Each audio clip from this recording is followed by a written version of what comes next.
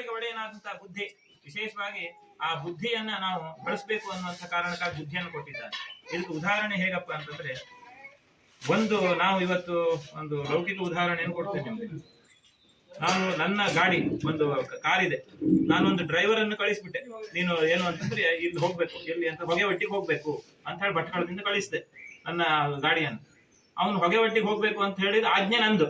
ನಾನು ಏನು ಅಂದ್ರೆ ಮಾಲೀಕ, ಕಾರಿನ ಮಾಲೀಕ ನಾನು ಏನು ಅಂದ್ರೆ ಡ್ರೈವರ್ಗೆ ಹೇಳಿದೆ. ಅವನು ಏನು ಅಂದ್ರೆ ನನ್ನ ಕೆಲಸ ಮಾಡತಕ್ಕಂತ ಆಳು. ಅಂದ್ರೆ ನಾವು ಭಗವಂತನ ಆಳುಗಳು. ನಾವ್ ಯಾರು ಸಹ ಏನು ಅಂದ್ರೆ ಸ್ವಯಂ ನಿರ್ಧಾರವನ್ನು ತೆಗೆದುಕೊಳ್ಳುವಂತ ಅಧಿಕಾರ ನಮಗಿಲ್ಲ.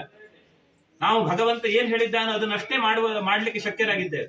ಹಾಗೆ ಏನು ಅಂತಂದ್ರೆ ಆ ಡ್ರೈವರ್ ಏನು ಅಂತಂದ್ರೆ ಮಧ್ಯದಲ್ಲಿ ತೆಗೆದುಕೊಂಡು ಹೋಗಿ ಏನು ಅಂತಂದ್ರೆ ಏನೋ ಸ್ಪೀಡ್ ಬರಬೇಕು ಅಂತ ಹೇಳಿ ಎಲ್ಲೋ ಗುದ್ದು ಬಿಟ್ಟ. ಯಾವುದೋ ಒಂದು ಇದಕ್ಕೆ ಗುದ್ದಿದ, ಯಾವುದೋ ಒಂದು ಇದಕ್ಕೆ.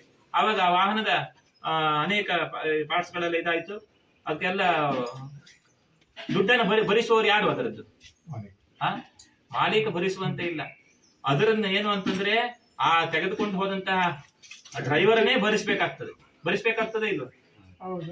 ಆ ವಾಹನವನ್ನ ತೆಗೆದುಕೊಂಡು ಹೋದಂತ ಡ್ರೈವರನ್ನೇ ಭರಿಸ್ಬೇಕು ಆ ಹಣವನ್ನ. ಆ ನಷ್ಟ ಮಾಡಿದಂತ ಹಣವನ್ನು ಯಾರು ಭರಿಸ್ಬೇಕು? ಆ ತೆಗೆದುಕೊಂಡು ಹೋದಂತ ಡ್ರೈವರ್. ನಾನು ಹೇಳಿದ್ದೇನು, ನನ್ನ ಆಜ್ಞೆ ಏನಿದೆ, ಹೊಗೆವಟ್ಟಿಗೆ ತೆಗೆದುಕೊಂಡು ಹೋಗಪ್ಪ ಜಾಗ್ರತೆಯಾಗಿ ಅಂತ ಹೇಳಿದ್ದೇನೆ ಅವನ ಹತ್ರ. ಹೌದಾ? ಅವ್ನ ಮಧ್ಯದಲ್ಲಿ ತೆಗೆದುಕೊಂಡು ಹೋಗಿ ಗುದ್ದದ ಅಂತಂದ್ರೆ ಯಾರು ಜವಾಬ್ದಾರಿ ಅಂತ? ಅವನೇ ಕಾರಣ. ಯಾಕೆ ಅಂತಂದ್ರೆ ಅವನಿಗೆ ಏನು ಅಂತಂದ್ರೆ ನಾನು ಹೇಳಿದ್ದೇನೆ, ನೋಡಪ್ಪ ನಿನಗೆ ಕೆಲವೊಂದಿಷ್ಟನ್ನು ಅವನಿಗೆ ನಿಯಂತ್ರಣ ಕೊಟ್ಟಿದ್ದೆ, ನನ್ನ ಕಾರನ್ನು ನಾನು ಕೊಟ್ಟಿದ್ದೇನೆ, ಆದ್ರೆ ಡ್ರೈವಿಂಗ್ ಅವನೇ ಮಾಡ್ಬೇಕು ಅಲ್ವಾ? ಅವನಿಗೆ ಅಲ್ಲಿ ಕ್ಲಚ್ಚು ಬ್ರೇಕು ಎಲ್ಲ ಇದೆ. ಹೌದಾ? ಇದೆಯಾ ಇಲ್ವಾ? ಅದನ್ನ ಹಾಕ್ಬೇಕು. ಅವನು ಸಂಯಮದಿಂದ ಹೋಗ್ಬೇಕು. ಹೋಗದೆ ಇದ್ದಾಗ ಆಕ್ಸಿಡೆಂಟ್ ಆಗ್ತದೆ, ಸಹಜವಾಗಿ ಆಕ್ಸಿಡೆಂಟ್ ಆಗ್ತದೆ. ಹಾಗೆ ಮನುಷ್ಯನಿಗೆ ದುಃಖ ಕೂಡ ಅದೇ ಹೇಳುವಂಥದ್ದು. ಈ ದುಃಖ ಬರುವಂತದ್ದು ಯಾಕೆ? ಎಷ್ಟೋ ಜನ ಹೇಳ್ತಾರೆ, ನಾನು ಬೇಕಾದಷ್ಟು ಧರ್ಮ ಕಾರ್ಯವನ್ನು ಮಾಡಿದ್ದೇನೆ, ಆದರೂ ಕೂಡ ನನಗೆ ಈ ರೀತಿಯ ದುರ್ಗತಿ, ಈ ರೀತಿಯ ವ್ಯಾಧಿ ಬಂದಿದೆ, ಈ ರೀತಿಯ ಒಂದು ಮನಸ್ಸಿಗೆ ಅಸಂತೋಷ ಬಂದಿದೆ, ಸಂತೋಷ ಇಲ್ಲ. ಇದೆಲ್ಲ ನಮ್ಮ ಮನಸ್ಸೊಳಗೆ ಬರ್ತಾ ಇರ್ತದೆ. ಇದಕ್ಕೆಲ್ಲ ಭಗವಂತ ಒಂದೇ ಉತ್ತರವನ್ನು ಹೇಳುವಂತದ್ದು. ನಿನ್ನನ್ನ ಜನ್ಮದಲ್ಲಿ ಹಾಕುವಾಗ ನಾನು ನಿನಗೆ ಏನು ಅಂತಂದ್ರೆ ನನ್ನ ಇಚ್ಛೆಯಂತೆ ನೀನು ಬದುಕು ಅಂತ ಹೇಳಿ ನಿನ್ನನ್ನು ಕಳಿಸಿದ್ದೇನೆ. ಆದ್ರೆ ನೀನು ನನ್ನ ಇಚ್ಛೆಯಂತೆ ಬದುಕ್ತಾ ಇಲ್ಲ. ನನ್ನ ಇಚ್ಛೆಯಂತೆ ನೀನು ಗಾಡಿ ಸರಿಯಾಗಿ ಓಡಿಸಿದ್ರೆ ಅಲ್ಲಿ ಆಕ್ಸಿಡೆಂಟ್ ಆಗ್ತಿರ್ಲಿಲ್ಲ. ಹಾಗೆಯೇ ಏನು ಅಂತಂದ್ರೆ ಆ ಮಾಲೀಕನ ಏನ್ ಹೇಳಿದ್ದಾನೆ ಅಂತಂದ್ರೆ ಅದಕ್ಕೆ ಇನ್ಸ್ಟ್ರಕ್ಷನ್ ಏನಪ್ಪಾ ಅಂತಂದ್ರೆ ಅಲ್ಲಿ ವೇದಗಳನ್ನು ಕೊಟ್ಟಿದ್ದಾನೆ ಭಗವಂತ. ಈ ವೇದ ಅನ್ನುವಂಥದ್ದನ್ನು ಕೊಟ್ಟಿದ್ದಾನೆ. ಆ ವೇದವನ್ನ ತಿಳಿದು ಆ ವೇದದಂತೆ ಯಾರು ನಡೀತಾರೋ ಅಥವಾ ಧರ್ಮಾಚರಣೆಯಂತೆ ಇರ್ತಾರೋ ಅವರಿಗೆ ಯಾವ ದುರ್ಗತಿಗಳು ಬರ್ಲಿಕ್ಕೆ ಸಾಧ್ಯ ಇಲ್ಲ. ಇದು ಸತ್ಯವಾದಂತ ವಿಚಾರ. ಇದು ಭಗವಂತನ ಹೇಳಿದ್ದಾರೆ, ಭಗವಂತನ ಮುಖದಿಂದ ಹೇಳದಿರುವಂತ ವಾಕ್ಯ. ಯಾರು ಧರ್ಮೋ ವೈಹಿ ಸತ್ಯ ನಿತ್ಯ ನಿರತರಾತ್ಮಕ ಸಶುದ್ಧ ಏಕೀಕಾಲಂ ಭವತಿ ಅನಂತಂ ಪ್ರತ್ಯಕ್ಷ ರೂಪೇಣ ಸರ್ವ ಸಂಕಷ್ಟಂ ನಿವಾರಯತಿ ಅಂತ ಹೇಳಿ. ಅಂದ್ರೆ ಅವನು ಹೇಳಿದ, ಯಾರು ತನ್ನ ಇಚ್ಛೆಯಂತೆ ಬದುಕ್ತಾರೋ, ತನ್ನ ಇಚ್ಛೆಯಂತೆ ಅಂದ್ರೆ ನಮ್ಮ ಇಚ್ಛೆಯಂತೆ ಅಲ್ಲ, ಭಗವಂತನ ಇಚ್ಛೆಯಂತೆ ಯಾರು ಬದುಕ್ತಾರೋ ಅವರು ಯಾವ ದುರ್ಗತಿಯೂ ಆಗದೆ ಇರುವಂತ ರೀತಿಯಲ್ಲಿ ನಾನು ಕಾಪಾಡಿ ಆಡ್ತೇನೆ. ಅವ್ರಿಗೆ ಯಾವ ದುಃಖಗಳು ಬರ್ಲಿಕ್ಕೆ ಸಾಧ್ಯ ಇಲ್ಲ ಅವರಿಗೆ. ಆದ್ರೆ ಅವರು ನನ್ನನ್ನ ಒಂದು ಕ್ಷಣದಲ್ಲಾದ್ರೂ ಮರೆತು ತಪ್ಪನ್ನು ಮಾಡಿದ್ರು ಅಂತಂದ್ರೆ ಆ ತಪ್ಪಿಗೆ ಆ ಶಿಕ್ಷೆಯನ್ನ ಅವರೇ ಅನುಭವಿಸ್ಬೇಕು. ಅದಕ್ಕೆ ನಾನು ಹೊಣೆಗಾರನಲ್ಲ ಅಂತ ಹೇಳಿ ಸ್ಪಷ್ಟವಾಗಿ ಹೇಳಿದ್ದಾನೆ ದೇವರು ವಿಧಿಯ ಪ್ರಕಾರ. ನೋಡಿ ಹೇಳಿದ್ದಾನೆ, ಏನ್ ಹೇಳಿದ್ದಾರೆ? ಆ ಒಂದು ಕ್ಷಣವಾದರೂ ಏನು ಅಂತಂದ್ರೆ ತಪ್ಪಿದ್ರೆ ಅಂತಂದ್ರೆ ಅದಕ್ಕೆ ನಾವು ಹೇಳುದು, ನೋಡಿ ನಾವು ಮಾಡಿದಂತಹ ಪಾಪ ನಾನೇ ಅನುಭವಿಸ್ಬೇಕು, ಇನ್ಯಾರು ಅನುಭವಿಸ್ಲಿಕ್ಕೆ ಸಾಧ್ಯನೇ ಇಲ್ಲ. ಹೇಗೆ ನೂರಾರು ಹಸು ಕರುಗಳ ಮಧ್ಯೆ ಏನು ಅಂತಂದ್ರೆ ಆ ಒಂದು ಪುಟ್ಟ ಕರುವನ್ನ ಬಿಟ್ಟಾಗ ತನ್ನ ತಾಯಿಯೆಡೆಗೆ ಹೋಗಿ ಆ ತಾಯಿಯ ಕೆಚ್ಚಲಿಗೆ ಬಾಯಿ ಹಾಕಿ ಯಾವ ರೀತಿಯಲ್ಲಿ ಆ ಕರು ತನ್ನ ತಾಯಿಯ ಎದೆ ಹಾಲನ್ನೇ ಕುಡಿತಾಳೋ ಆ ರೀತಿ ಏನು ಅಂತಂದ್ರೆ ನಾವು ಕೂಡ ಏನು ಅಂತಂದ್ರೆ ಭಗವಂತನ ಸರಿಯಾದಂತ ಭಕ್ತಿಯನ್ನ ಮಾಡಿದ್ದಲ್ಲಿ, ಸರಿಯಾದಂತ ಆಚರಣೆಯನ್ನು ಇಟ್ಟುಕೊಂಡಲ್ಲಿ ಯಾವುದೇ ದುಃಖಗಳು ಬರಲಿ ಭಗವಂತ ನಮ್ಮೆಡೆಗೆ ಧಾವಿಸಿ ಬರ್ತದೆ. ನಮ್ಮೆಡೆಗೆ ಧಾವಿಸಿ ಬರುವಂತದ್ದು ಯಾವಾಗ ಅಂತಂದ್ರೆ ನಾನು ಮಾಡಿದಂತಹ ಪುಣ್ಯ ಯಾವ ರೀತಿಯಲ್ಲಿ ಆ ಕರು ಹೋಗಿ ತನ್ನ ತಾಯಿಯೆಡೆಗೆ ಧಾವಿಸುವಂತಹ ಬುದ್ಧಿ ಪ್ರೇರಣೆಯನ್ನ ಭಗವಂತ ಕೊಡ್ತಾನೋ ಆ ರೀತಿಯಲ್ಲಿ ನಾನು ಮಾಡಿದಂತ ಉತ್ತಮ ಒಳಿತು ಕರ್ಮಗಳಿದ್ರೆ ಅಂದ್ರೆ ಅದಕ್ಕೆ ಸತ್ಕಾರ್ಯಗಳನ್ನ ಮಾಡ್ತಾನೆ ಇರಬೇಕು ಮನುಷ್ಯ ಅಂತ ಹೇಳ್ತಾನೆ. ಹಾಗಾದ್ರೆ ಇನ್ನೊಂದು ವಿಚಾರವನ್ನು ಹೇಳಿದ, ತಿಳಿಯದೇ ಅಪರಾಧವನ್ನು ಮಾಡಿಬಿಟ್ರೆ ಸ್ವಾಮಿ ಏನು ಅಂತಂದ್ರೆ, ತಿಳಿಯದೇ ಅಪರಾಧವಾಗಿದ್ದಲ್ಲಿ ಏನು ಅಂತಂದ್ರೆ ಯಾವ ರೀತಿಯಲ್ಲಿ ನಾನು ಕೊಟ್ಟಂತಹ ವ್ಯಕ್ತಿಗೆ ಏನು ಅಂತಂದ್ರೆ ಒಂದು ಡ್ರೈವರಿಗೆ ಕಳಿಸ್ಕೊಟ್ಟಿದ್ದೀನಿ, ಅವನು ಯಾವತ್ತೂ ಸದಾ ಕಾಲದಲ್ಲೂ ಸರಿಯಾಗಿ ಇದ್ದ, ನನಗೆ ಅದೆಲ್ಲವೂ ಗೊತ್ತಿದೆ ಅನ್ನುವಂಥದ್ದಾದ್ರೆ, ಎಲ್ಲೋ ತೆಗೆದುಕೊಂಡು ಕೊಟ್ಟ ಅಂತ ಆದ್ರೆ ಅವನ ಖರ್ಚನ್ನ ನಾನೇ ಭರಿಸ್ತೇನೆ, ಮಾಲೀಕನಾದಂತವನು ಭರಿಸ್ತಾನೆ ಇಲ್ಲೋ. ಅವನ ಏನು ಅಂದ್ರೆ ನಿಯಮ ನಡವಳಿಕೆ ಎಲ್ಲ ಗೊತ್ತಿರಬೇಕು ಮಾಲೀಕನಿಗೆ. ಅಂದಾಗ ಮಾತ್ರ ಏನು ಅಂತಂದ್ರೆ ಅವನ ಖರ್ಚನ್ನ ಭರಿಸ್ಲಿಕ್ಕೆ ಇವನಿಗೆ ಪ್ರೀತಿ ಬರ್ತದೆ ಇಲ್ವೋ ಮಾಲೀಕನಿಗೆ? ಇಲ್ಲ ಅಂತಂದ್ರೆ ಮಾಲೀಕ ಏನ್ ಹೇಳ್ತಾನೆ? ನೀನ್ ಮಾಡಿದ ಹಣೆ ಬರ ನೀನ್ ಅನುಭವಿಸ್ಕೊಂತ ಹೇಳ್ತಾನೆ ಇಲ್ವೋ? ಹೇಳ್ತಾನೆ ಇಲ್ವಾ? ನೋಡಿ, ನಿಮ್ಮ ಇದನ್ನೇ ಇವು ಲೌಕಿಕತೆ ಇದರಲ್ಲಿ ಹೇಳ್ತಾನೆ ಇಲ್ವೋ? ಹಾಗೆಯೇ ಏನು ಅಂತಂದ್ರೆ ಭಗವಂತ ಕೂಡ ಅದನ್ನ ಹೇಳುವಂತದ್ದು ಏನು ಅಂತಂದ್ರೆ, ಅದೇ ತಿಳಿಯದೇ ಮಾಡಿದಂತ ಅಪರಾಧ ಇದ್ರೆ ಭಗವಂತನೇ ಏನು ಅಂತಂದ್ರೆ, ಯಾವುದಾದ್ರೂ ಒಂದು ಪೂಜೆಯೋ ಯಾವುದೋ ಒಂದು ಶರಣಾಗತಿಯ ಮಂತ್ರವೋ ಅಥವಾ ಶರಣಾಗತಿಯ ತಂತ್ರದ ವಿಧಿಯೋ ಯಾರು ಮಾಡ್ತಾನೋ ತತ್ಕ್ಷಣದಲ್ಲಿ ಅವನಿಗೆ ಪರಿಹಾರ ಪ್ರಾಪ್ತಿಯಾಗಿ ಏನು ಅಂತಂದ್ರೆ ಅವನ ಎಡೆಗೆ ಭಗವಂತ ಬಂದೇ ಬರ್ತಾನೆ, ಬರಲೇಬೇಕು. ಇದು ವಿಧಿ ನಿಯಮ. ಇದು ಏನು ನಿಯಮ, ಅವನು ಬರಲೇಬೇಕು. ನಾನ್ ಬರುವುದಿಲ್ಲ ಅಂತಂದ್ರೂ ಭಗವಂತನ ಬಿಡುವುದಿಲ್ಲ. ಯಾವುದು? ಇವನು ಮಾಡಿದಂತ ಸತ್ಕರ್ಮ.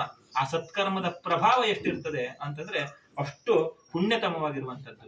ಉದಾಹರಣೆ, ನೀವು ಹಿಂದೆಲ್ಲ ನೀವು ಫಿಲ್ಮ್ ಎಲ್ಲ ನೋಡಿರ್ಬೋದು, ದೇವತಾ ಫಿಲ್ಮ್ ಎಲ್ಲ ನೋಡಿದಾಗ ನಿಮ್ಗೆ ಒಂದು ಏನು ಅಂದ್ರೆ ತಪಸ್ಸಿ ಕೂರ್ತಾರೆ ಕೆಲವರು.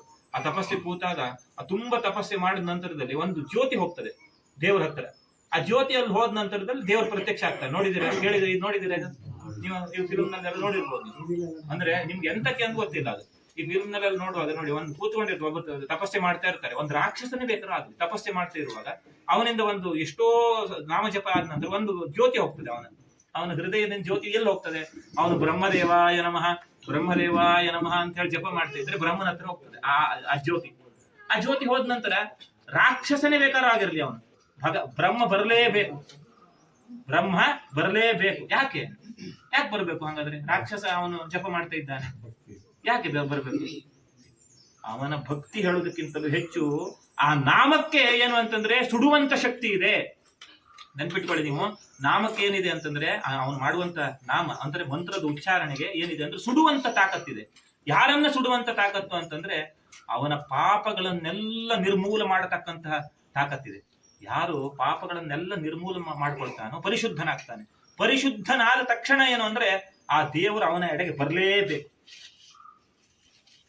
ಹೇಗೆ ಇಳಿಜಾರು ಇದ್ದ ಕಡೆ ನೀರು ಹರಿತದೋ ಆ ರೀತಿ ಶುದ್ಧ ಭಾವ ಮತ್ತು ಶುದ್ಧ ಚೈತನ್ಯ ಅನ್ನುವಂಥದ್ದು ಅವನ ಶರೀರದಲ್ಲಿ ಉದ್ಭವ ಆದ ನಂತರದಲ್ಲಿ ಆ ಭಗವಂತನ ಶಕ್ತಿ ವರಕೃಪೆ ಅನ್ನುವಂಥದ್ದು ಅವನ ಮೇಲೆ ಬೀಳಲೇಬೇಕು. ಇದು ನಿಯಮ, ಇದು ಶಾಸ್ತ್ರದ ನಿಯಮ ಇರುವಂಥದ್ದು. ಇಲ್ಲ ಏನು ಅಂತಂದ್ರೆ ಅಪಚಾರಗಳನ್ನೇ ಮಾಡ್ತಿದ್ದಾನೆ ಅಂತಂದ್ರೆ ನೀರಿರ್ತದೆ, ಅದು ಹರಿಯುವುದಿಲ್ಲ. ಯಾಕೆಂದ್ರೆ ಏರಾಗ್ತದೆ. ಏರಿದ್ದಲ್ಲಿ ಹರಿತದ? ಏರು ಅಂದ್ರೆ ಗುಡ್ಡ ಇದ್ದಲ್ಲಿ ನೀರು ಹತ್ತುದಿಲ್ಲ. ಎಲ್ಲಿ ಹರಿತದೆ? ಕೆಳಗಡೆ ಹರಿತದೆ ನೀರು. ಹೌದಾ? ಹರಿತದೆ ಇಲ್ಲ. ಹಾಗೆಯೇ ಏನು ಅಂದ್ರೆ ಇದಕ್ಕೆಲ್ಲ ಏನು ಅಂದ್ರೆ ನಾವು ತಿಳ್ಕೊಳ್ಬೇಕು. ನಾವು ಮಂತ್ರವನ್ನು ತಿಳ್ಕೊಳ್ತೇವೆ, ಪೂಜೆಯನ್ನು ತಿಳ್ಕೊಂಡಿದ್ದೇವೆ, ಆದ್ರೆ ಅದರದ ಮೂಲ ತತ್ವ ಏನಿದೆ ಅನ್ನುವಂಥದ್ದು ನಮ್ಗೆ ಇವತ್ತಿಗೂ ಏನು ಅಂದ್ರೆ ನಮ್ಮಲ್ಲಿ ಗೊತ್ತಾಗ್ಲಿಲ್ಲ. ಆ ಮೂಲ ತತ್ವಗಳನ್ನ ಚೆನ್ನಾಗಿ ಯಾರು ಆಚರಣೆಯಲ್ಲಿ ಇಟ್ಕೊಂಡಿದ್ರು ಅದು ಋಷಿ ಮುನಿಗಳು ಮಾತ್ರ ಇಟ್ಕೊಂಡಿದ್ರು. ಹಿಂದಿನ ನೀವು ಋಷಿ ಮುನಿಗಳ ಒಂದು ಇದನ್ನ ಚರಿತ್ರೆಯನ್ನು ನೀವು ನೋಡ್ಲಿಕ್ಕೆ ಹೊರಡಿ, ಆವಾಗ ಗೊತ್ತಾಗ್ತದೆ ನಿಮ್ಗೆ ಎಷ್ಟೇ ಪಾಪಿಷ್ಠನಿರ್ಬಹುದು ಅವನು. ಆ ಒಂದು ಋಷಿ ಮುನಿಗಳು ಬಂದು ನೀರು ಬಿಡ್ತಾರೆ, ನೋಡಿದ್ರೆ ನೀವು, ಅವನು ಪಾಪ ಎಲ್ಲ ತೊಳೆದು, ಉದಾಹರಣೆ ನೀವು ಎಷ್ಟೋ ಜನ ನೋಡಿರ್ತೀರಿ, ಕುಷ್ಠರೋಗ ಇರ್ತದೆ ಅವನಿಗೆ, ಕುಷ್ಠರೋಗ ತಕ್ಷಣದಲ್ಲಿ ಮಾಯ ಆಗ್ತದೆ. ಇದಕ್ಕೆಲ್ಲ ಕಾರಣ ಏನು? ಇದು ಇವತ್ತಿಗೂ ನಡಿಲಿಕ್ಕೆ ಸಾಧ್ಯ ಇದೆ. ಆದ್ರೆ ಅಂಥ ಪ್ರಭಾವಿಶಾಲಿಗಳಾದಂತಹ ಧರ್ಮನಿಷ್ಠರಾದಂತಹವ್ರು ಯಾರು ಇಲ್ಲ. ಹಾಗಾಗಿ ಅದು ನಡೀತಾ ಇಲ್ಲ.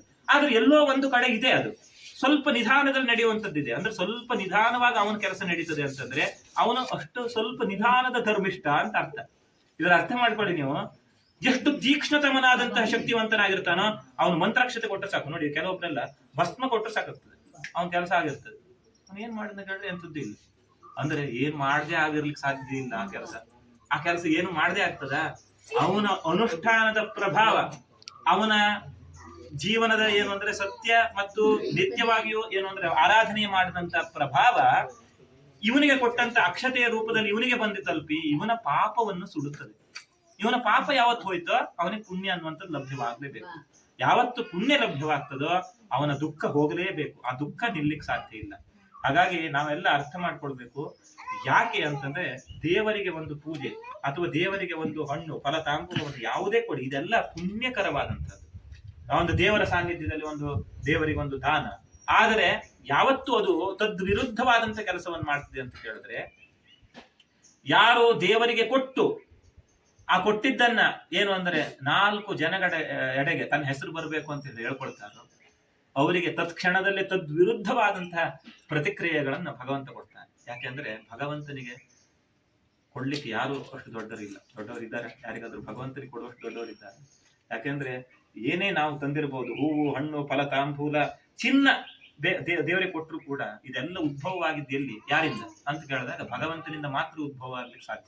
ಮತ್ತಿನ್ಯಾರು ಉದ್ಭವ ಮಾಡ್ಲಿಕ್ಕೆ ಸಾಧ್ಯ ಇಲ್ಲ. ನಮ್ಮಿಂದ ಉದ್ಭವ ಮಾಡ್ಲಿಕ್ಕೆ ಸಾಧ್ಯ ಇದೆಯಾ ಯಾವ್ದಾದ್ರು? ನೋಡಿ, ಯಾವ್ದಾದ್ರು ನಮ್ಮಿಂದ ಉದ್ಭವ ಮಾಡ್ಲಿಕ್ಕೆ ಸಾಧ್ಯ ಇದೆಯಾ ಕೇಳಿದ್ರೆ ಇಲ್ಲ. ಯಾವುದೇ ಕೂಡ ಉದ್ಭವ ಆಗ್ಲಿಕ್ಕೆ ಸಾಧ್ಯ ಇಲ್ಲ.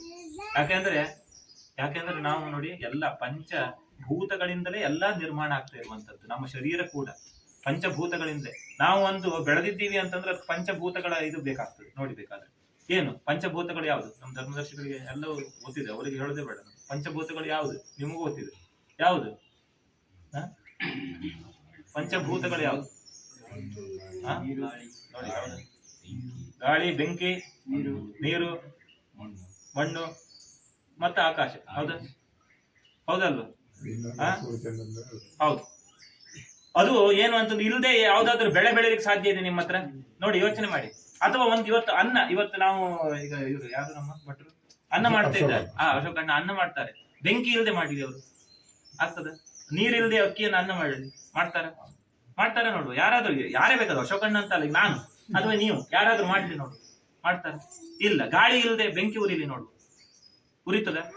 ಇಲ್ಲ. ಅಂದ್ರೆ ಪಂಚಭೂತಗಳಿಲ್ಲದೆ ಯಾವುದು ಸಹ ಆಗ್ಲಿಲ್ಲ. ಹಾಗಾದ್ರೆ ನಮ್ಮ ಹಿಂದಿನವರೆಲ್ಲ ಏನು ಅಂತಂದ್ರೆ ಯಾವುದರಲ್ಲಿ ಆರಾಧನೆ ಮಾಡಿದ್ರು ಅಂತ ಕೇಳಿದ್ರೆ ಪಂಚಭೂತಗಳ ಆರಾಧನೆಯೇ ಪ್ರಪ್ರಥಮವಾಗಿ ಮಾಡಿದ್ರು. ಮತ್ತೇನು ಅಂದ್ರೆ ಪಂಚಭೂತಗಳ ತತ್ವವಾಗಿ ಈ ಮೂರ್ತಿ ಇದೆಲ್ಲ ಬಂದಿದ್ದು. ಈ ಮೂರ್ತಿ ಇದೆಲ್ಲ ಬಂದಿ ಅಂತ ಪಂಚದೇವತೆಗಳನ್ನು ಹೇಳ್ತೀವಿ. ಇವತ್ತು ನಾವು ಯಾವುದೇ ಆರಾಧನೆಯನ್ನು ಮಾಡುದಾದ್ರೆ ಸೂರ್ಯ, ಗಣಪತಿ, ಅಂಬಿಕಾ, ಶಿವ, ವಿಷ್ಣು, ಇದನ್ನಿಷ್ಟು ಹೇಳ್ತೇವೆ ನಾವು. ಸೂರ್ಯ, ಗಣಪತಿ, ಅಂಬಿಕೆ, ಶಿವ, ವಿಷ್ಣು, ಇದು 5 ತತ್ವದ ದೇವತೆಗಳು.